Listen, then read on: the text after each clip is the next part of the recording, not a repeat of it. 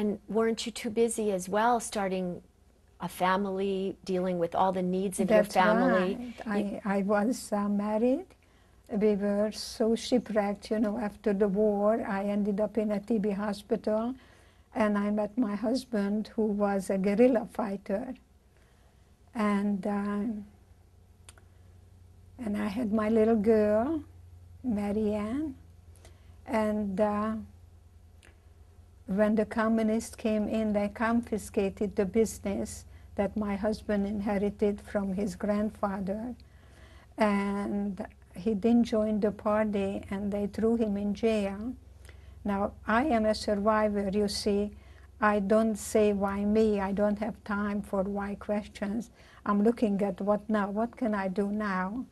So I knew I had to take my husband out from the prison, and I took off my big diamond ring. I gave it to the warden. I took this bracelet that you're wearing which she gave today. it to me when my little girl was born, and we fled overnight to Vienna, and we were able to come to America in October 28, 1949. And you arrived with a husband, a baby, And no English, no $6 to get off the boat, and the Red Cross, thank you for reminding me, they gave me $6, and when I did my doctoral internship at William Beaumont Army Medical Center in Fort Bliss, Texas, I contributed many, many hours to the Red Cross to repay the $6. What a beautiful, beautiful, profound thing to do.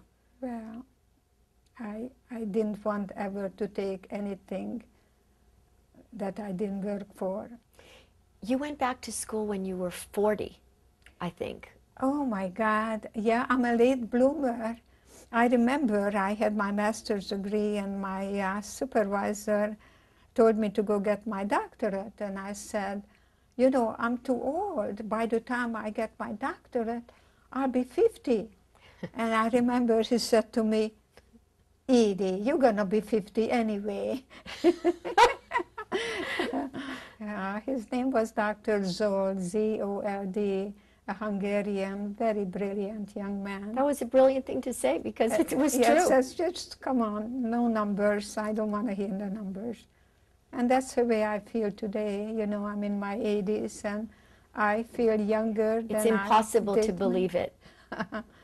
I don't lie about my age. I feel very young because my spirit is young, and I don't live in fear. Dr. Eger, are there days when you can't help but be overwhelmed by the past and by memories? I'm reminded almost every day. I was driving up here on La Jolla Village Drive, and I noticed that a few blocks were just protected by the barbed wires, and immediately... What do you do? How do you get yourself out of that state of mind? I just embrace it. I know it's part of my life. It's my wound. I actually cherish it. It makes me appreciate everything today much more. You've written really profoundly about the importance of not anesthetizing grief. That's right. What I did when I came to America, I didn't want anyone to really feel sorry for me, as I told you. So I just kept my secret. And what I know about secrets, that you have your secret until the secret has you. Because what comes out of your body doesn't make you ill. What stays in there does. And so today I talk a great deal about anger, how we have those emotions, and it's how we can channel them so it won't eat us up. You've spoken a lot about the importance of forgiveness. Mm-hmm. How do you forgive? How did you go about forgiving? Well, you know, it's It's a word that sometimes people use very differently. They think that forgiveness means that I forgive you for what you did to me. It's really, I'm forgiving myself. Uh, to put judgments on other people, because that would keep me still a hostage of the past. So I'm not doing it for others. I just don't want them to take residence in my body so I can have passion, I can have joy. And it's very hard to do that when you are not capable of letting those feelings out. So it's a part of the grieving process.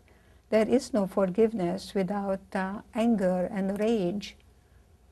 And some people just get stuck in there.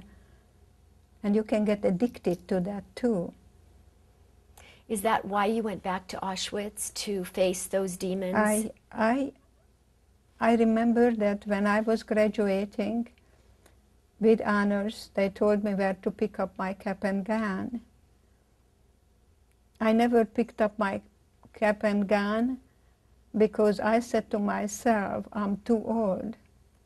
So I realized that the enemy is within me, that I needed to actually just forgive myself that I survived. I had tremendous survivor's guilt. And I needed to really revisit Auschwitz.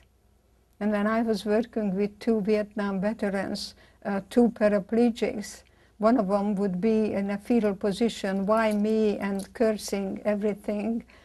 And conversely, the other one said, you know, I'm so glad that I made it. I'm alive and I'm in a wheelchair and I can see the flowers much closer now and I can see my children's eyes. So you see, it's not what happens.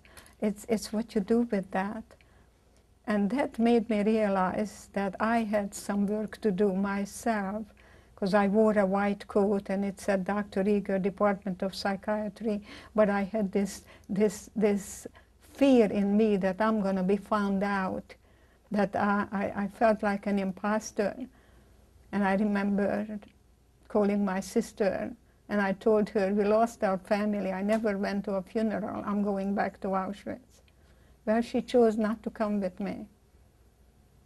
And I think for me, it was very necessary to go back to that lion's den, to see and look at the lion in the face, and that's what I'm doing today. I'm a sort of a guide.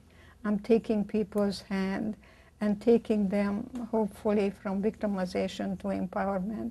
And that includes sexual abuse and any kind of ways that we were victimized. But I'm not a victim.